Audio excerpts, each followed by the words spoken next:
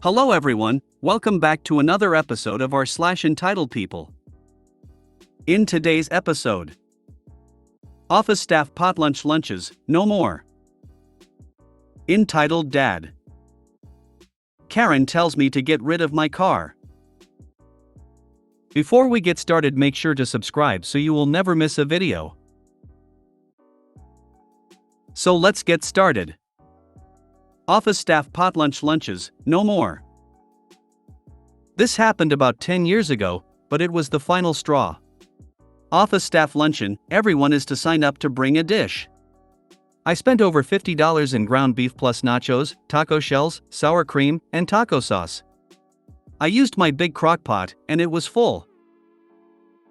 Stopped by the break room during planning time, and the room was filled with loads of delicious goodies for an army. When it was time for our team to go fix our plates during lunch, the room looked like a mob had hit it. All the tacos and sauces, tortillas, fiesta corn, salsa, fruit, etc. were gone. Nothing but a bag of nacho chips were left for the last team. Come to find out that several people made second plates to take home, and people who didn't contribute were the first ones in line. My team and I were all very hurt and hungry. Admin was informed, but no apologies and assistance. The next year, the principal comes around with the sign-up sheet. It should be noted that this principal is a first-class Jack $. The stories I could tell about this guy. Hope he's enjoying the brand new 9 Christmas tree he stole from the school. Back to the story, he asks me why no one from our grade level has signed up for our Christmas potluck. I just looked at him and explained that each of us had contributed at least $50 each on the Feliz Navidad meal, and all we received was a few nachos. He tries to say this is the first he has heard of this. Lie. He and the AP were both notified that our team didn't get lunch. His response, well, this is the time you should be in the Christmas spirit. I was more than ticked that our own co-workers were being gluttons and thinking of noon else. It happened previously at a Thanksgiving luncheon, and the 2 huge pan of dressing that was homemade by the sweet office staff didn't make it through one half of the luncheon. No more. People wanting free rides and having no respect or showing courtesy for those who spent their time and money, and someone has to go ruin it. I had that happen when I was 6 months pregnant. I made Kahlua pork, about 15 pounds of it. I got caught in a meeting but saw people walk by with multiple to-go plates. When I got out of the meeting, there was literally a bag of rolls left. I personally sought those people out and asked them why they had to-go plates when not everyone had eaten yet. None of them had a response that was much more than a grunt, but that was the last time I ever participated in any kind of potluck and never will again. We got free champagne and juice once at a previous employer. Several people hid bottles under their desks to take home. You best believe we opened up every single bottle and made it clear that everyone was welcome to drink, or not, but hiding stuff is bullshit. Company paid for everything and they wanted us to enjoy it then and there. I would have taken the plates back and at least eaten some of it. We had a potluck for someone on our team. Someone made a homemade version of their favorite cake. Someone from another team took the entire cake to their desk and proceeded to eat it with a fork. They weren't with the company the next day. Serves them right. Actual consequences for food thieves are rare. Yeah, we had a potluck at the last place I worked at, and one of the co-workers walked out with a whole turkey. Seriously, slipped out the back door and put it in her car and came back like nothing happened. We only knew who did it because of the security cameras. Our HR manager did this. She would take home everything. On 4th of July, a daytime co-worker took home an entire heaping plate of bacon that was made up for our overnight team's bacon cheeseburgers. This is why our school secretary would serve the food. She would put an appropriate portion on each person's plate, and if you tried getting more, she'd publicly shame you. Loudly. If you didn't bring anything, she'd hesitate serving you and would point blank ask what you brought. She knew because she had a list of what each of us brought. When you inevitably admitted to bringing nothing, she would tell you to go to the back of the line. Everyone who contributed got to fill up first. Freeloaders were served last, and usually got smaller portions. And yes, she served those folks too, just to make sure they got an appropriate serving. Entitled Dad. Last week I was doing my job as usual when I noticed a table with 2 trays full of empty takeout wrappers from the food court. I was about to dispose of them when I noticed there were a few fries left and a coat hanging on the back of the bench. I immediately left it be and continued on with working. About an hour later I realized the coat was still there with the wrappers untouched. I cleared the table and gave the coat a quick look over. It was a very thin spring jacket from Walmart, had the George band tag. There was no weight to the coat indicating anything was in the pockets. We have policies in regards to stuff like this. If it's transient we immediately throw it out.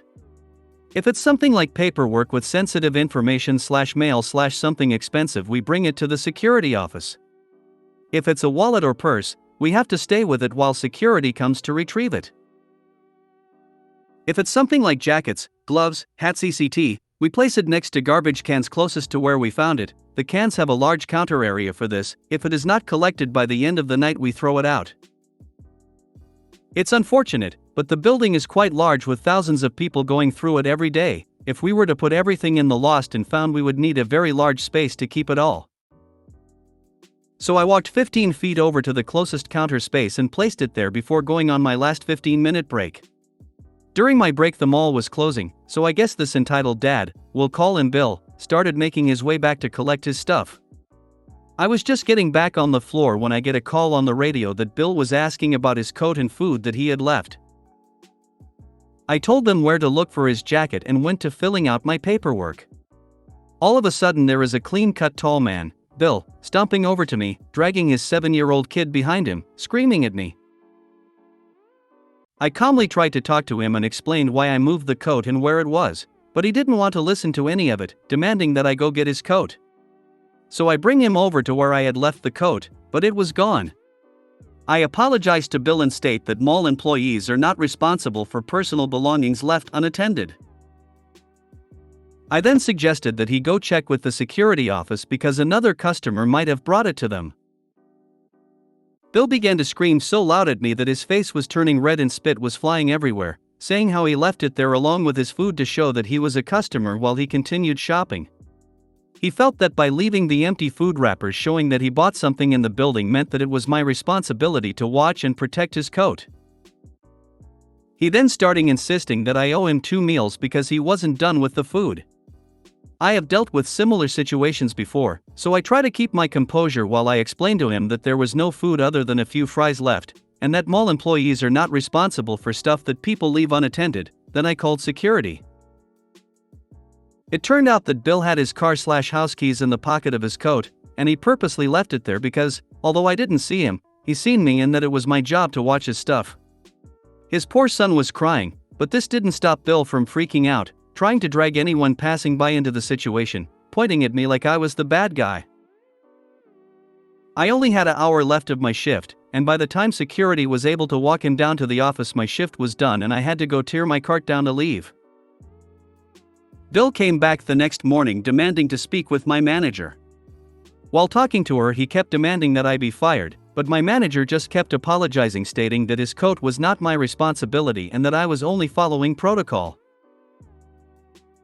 So yesterday Bill apparently showed up to the mall again, this time walking around talking to any store employees he could find that would listen to his sob story about his wife dying etc., to then start demanding for them to tell him my name and address because he plans on suing me for his pain and suffering for having to walk home and the costs of the 2 meals, expensive jacket, and the key replacements. Most of the people he spoke to were even sure of who he was talking about, never mind any of the other information. Even the ones who did would never give out any of that info, but instead message me on Facebook giving me the heads up. I don't understand how someone can feel so entitled that they expect cleaners to be coat check at a mall, without even speaking to them first. This sounds like harassment at this point. Mall security or the police need to have a conversation with this man. Sounds like the windbreaker was all he had to hold in his bluster.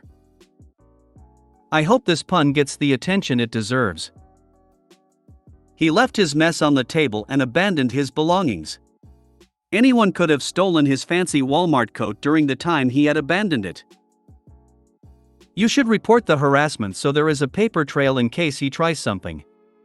If he's harassing other departments to get your info, he might try following you home. Or following you to your car to see what you drive and later breaking in to get your paperwork with info on it.